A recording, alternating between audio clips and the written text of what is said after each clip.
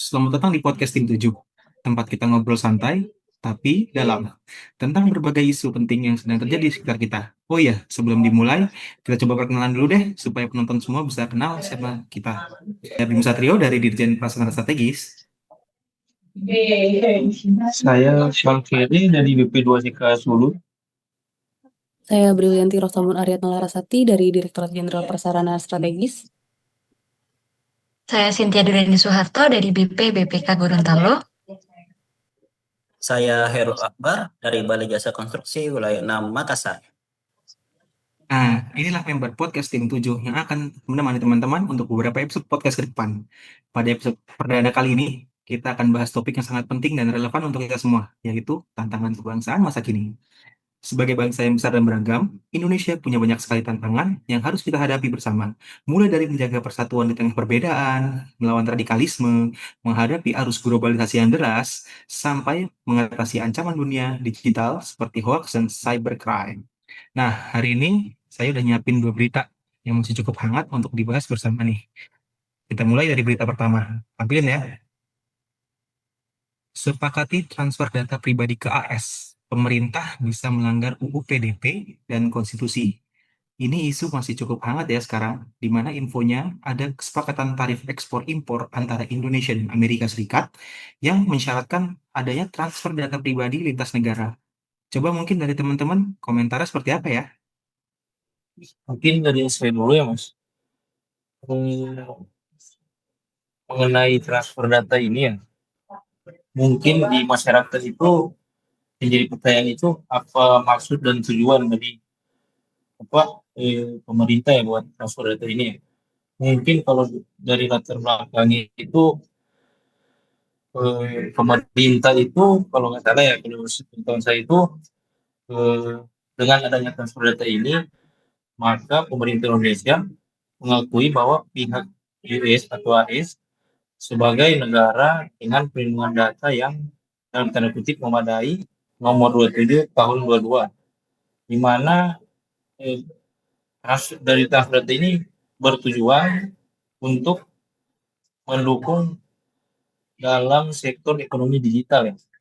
Contohnya ya mungkin untuk memperlancar layanan cloud, e-commerce, mungkin transaksi-transaksi digital juga ya sih. Dan kalau kita bicara mengenai transfer data, berarti kita bicara juga mengenai privasi dari data tersebut. Mungkin yang menjadi keresahan masyarakat itu, mungkin masyarakat mengira bahwa pihak kita itu sengaja memperdagangkan data kita ke pihak lain. Tapi kalau kita balik lagi, sebenarnya data kita itu sebelum-sebelumnya juga secara tidak sadar itu kita udah memperdagangkan data kita sendiri sebenarnya. Kayak kita kan karena perkembangan teknologi kan nggak bisa dipungkiri lagi kan kita menggunakan medsos kan, terus mungkin punya media-media massa yang basis datanya itu dikelola oleh pihak Google. Kayaknya udah dari lama sebenarnya data-data kita itu udah kepegang lama mereka. Mungkin ya dari pemerintah kita itu ingin menegaskan lagi sikap kita Indonesia dalam menanggapi data kita itu yang udah dipegang oleh pihak US biar mungkin mereka nggak salah gunakan gitu kan ya. Mungkin seperti itu Mas Bima. Mungkin dari teman-teman lain ada tanggapan dari ini berdasarkan opini saya ya. Iya, tadi aku juga sempat baca tuh ada guru besar ilmu hukum Universitas Pajajaran yang bilang kalau transfer data pribadi ke Amerika Serikat itu nggak berarti mengalihkan pengelolaan data warga Indonesia ke pemerintah Amerika Serikat. Tapi justru katanya di dunia digital kayak gini, apa data kita tuh kayak penting untuk bukan ditukar ya, tapi kayak pasti akan pasti akan dilakukan apa sih bahasanya? Kayak hal ini lumrah gitu loh untuk melakukan apa bisnis transaksi data untuk bisnis internasional kayak gitu. Kayak misalnya kita bikin Zoom atau kita misalkan bikin WhatsApp kayak gitu-gitu kan pasti kita masukin data pribadi kan atau kita misalnya bikin email, Gmail kayak gitu kan. kayak gitu. Nah, tapi PR pentingnya itu ya seberapa data kita dilindungin ya sama pemerintah ini. Karena kalau dari balik lagi kita ke undang-undang kan apa perlindungan data pribadi ini kan diatur ya dalam undang-undang. Terus apa namanya di undang-undang juga disebutin kalau misalkan transaksi data ini boleh dilakukan asalkan negara yang menerima data ini dapat menjamin data kita ini dilindungin kayak gitu. Mungkin izin menanggapi lagi boleh nggak ya? Boleh dong. Terkait, oke, makasih Mas. Terkait apa ya? Tukar data ini kan kalau yang jadi oke yang kayak kata Kak Laras ya terkait ini tuh sebenarnya boleh gitu dilakukan asalkan perlindungannya bagaimana gitu.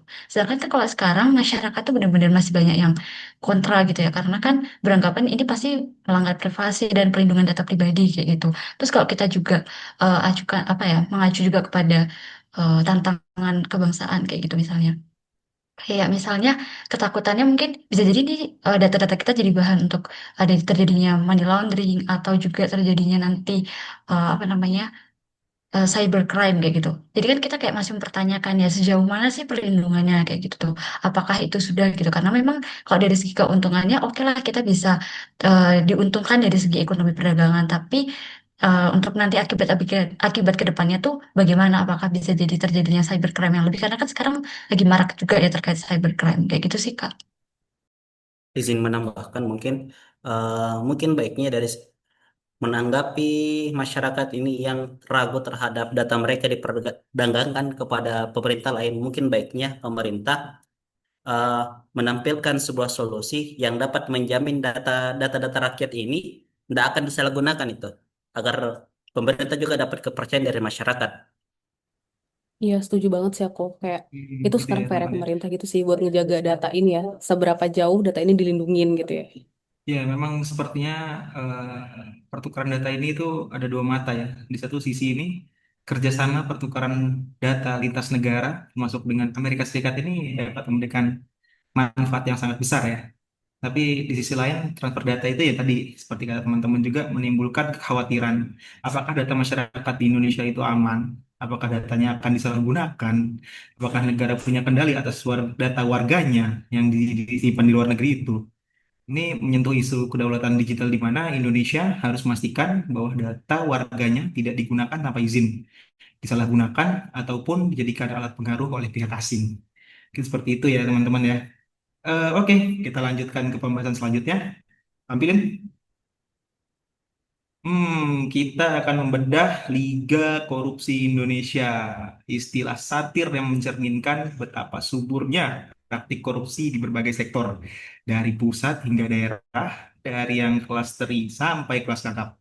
Kenapa sih disebut liga? Karena pelakunya silih berganti, seolah ada kompetisi siapa yang paling lihai menyalahgunakan kekuasaan.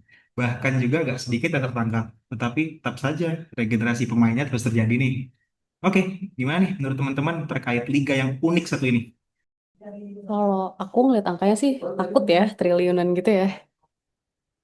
Em, tapi sebenarnya kalau menurut aku korupsi itu tuh bisa terjadi dari kayak hal kecil di sekitar kita gitu loh, kayak dari pungli-pungli, kayak gitu-gitu. Terus kalau di tingkat yang sebesar ini, menurut aku korupsi itu bisa terjadi karena kurangnya keterbukaan pengelolaan anggaran, terus lemahnya peran lembaga pengawas internal, terus juga minimnya partisipasi publik dalam pengawasan. Nah, sebenarnya kan korupsi ini kan banyak banget dampak negatifnya kan, misalnya kayak mengancam stabilitas negara, terus menurunkan kepercayaan publik, terus merusak sistem hukum dan birokrasi. Hal ini tuh bertentangan banget sama nilai-nilai bela negara. Ya nggak sih, kayak kan kalau di bela negara kita diajarkan untuk mencintai negara sepenuh hati demi kedaulatan dan keutuhan NKRI gitu kan. Sementara kalau korupsi kan kita justru malah merusak sistem itu gitu. Setuju sih Pak. Ya, tapi kalau dilihat ya, memang setuju sama kata Pak Laras tadi, eh, korupsi itu bisa aja timbul dari lingkungan kita sendiri dulu biasanya. Mungkin ya itu karena perkembangan zaman sekarang ini, perkembangan teknologi, terus karena gejolak apa perkembangan ekonomi global saat ini ya. Nah, mungkin hal-hal kayak gitu itu yang memaksa segelintir orang yang ya karena kurangnya integritas dan nasionalis terhadap bangsa dan negara ini, makanya mereka itu kayak apa udah udah nggak mengindahkan lagi nilai-nilai dasar dari rasa cinta tanah air dan bela negara tersebut, sehingga pada akhirnya ya mereka merugikan orang-orang di sekitar dan masyarakat di sekitar mereka juga dirugikan sih, terutama negara kita. Iya sih, mungkin kalau aku setuju banget ya, kayak misalnya kalau misalnya bisa dikatakan bahwa korupsi itu emang suatu tindakan yang mencerminkan ketidak sikap cinta tanah air kita ke tanah air kita gitu ya. Kalau misalnya kita melihat juga indeks apa namanya, persepsi korupsi itu kan kita tergolong rendah ya, karena masih 37 kayak gitu. Dan itu kan menunjukkan bahwa apa namanya, tingkat kebersihan atau tingkat minimalisir korupsi di Indonesia itu masih sangat rendah kayak gitu. Dan kalau misalnya kita sebagai ASN gitu, contohnya kalau harus bisa apa ya, kalau dikaitkan sama bela negara benar-benar harus bisa gitu loh, menumbuhkan rasa bela negara gitu dalam diri. Karena kalau kita punya rasa bela negara itu pasti kita rasa cinta tanah air untuk membangun bangsa itu pasti tinggi gitu loh, bukan mau menghancurkan. Karena kalau kita korupsi ya pasti kita akan merugikan negara gitu, bahkan berimpact juga ke masyarakat yang ada kan kayak gitu. Jadi menurutku penting banget untuk mewujudkan bela negara gitu loh, dikorelasikan antara bela negara dengan korupsi itu sangat baik sih kalau kita punya rasa sikap bela negara yang tinggi kayak gitu. Mungkin ada komentar dari Mas Khairul nih. Gimana Mas Khairul? Saya itu terkait korupsi ini mungkin salah satu solusinya itu mungkin menanamkan pendidikan sejak dini itu terkait larangan mencuri atau segala macam jenis yang dapat menimbulkan bibit-bibit korupsi. Sama kita juga perlu menekankan kepada pihak-pihak pendidik agar dapat menanamkan nilai tersebut. Jangan hanya mengajarkan tapi tidak mencontohkan mereka. Takutnya mereka akan perilaku-perilaku begitu. Jadi memang penting ya untuk pendidikan korupsi dari muda ya. Sehingga ketika dewasa nilai-nilai anti korupsinya itu sudah tertanamkan. Oke, mungkin kesimpulannya nih ya, yang jelas korupsi itu bukan sekedar kejahatan hukum, tapi juga kejahatan moral dan pengkhianatan pada rakyat. Liga Korupsi Indonesia ini bukanlah liga yang patut dibanggakan ya. Ini adalah ironi yang mencerminkan betapa sistematis dan luasnya praktik korupsi di negeri ini. Namun, bukan berarti kita harus diam dan pasrah. Perubahan tidak akan datang dari atas saja, dan dibutuhkan kesadaran kolektif, tekanan publik, serta komitmen nyata dari kita semua sebagai warga negara, sebagai pemilih, dan sebagai bagian dari masyarakat. Jangan biarkan korupsi menjadi budaya. Oke teman-teman, itu dia pembahasan kita tentang tantangan kebangsaan masa kini. Semoga obrolan kita hari ini bisa membuka wawasan dan bikin kita semua sadar akan pentingnya menjaga persatuan dan kedaulatan bangsa. Ingat, setiap dari kita punya peran dalam bela negara sekecil apapun itu. Terima kasih sudah dengerin podcast Tim 7. Jangan lupa like dan subscribe supaya lebih banyak orang yang ikut dapat manfaatnya. Sampai jumpa di episode berikutnya. Tetap semangat dan jaga persatuan. Kami dari podcast Tim 7 undur diri dan sampai bertemu di kesempatan lainnya. Stay tune.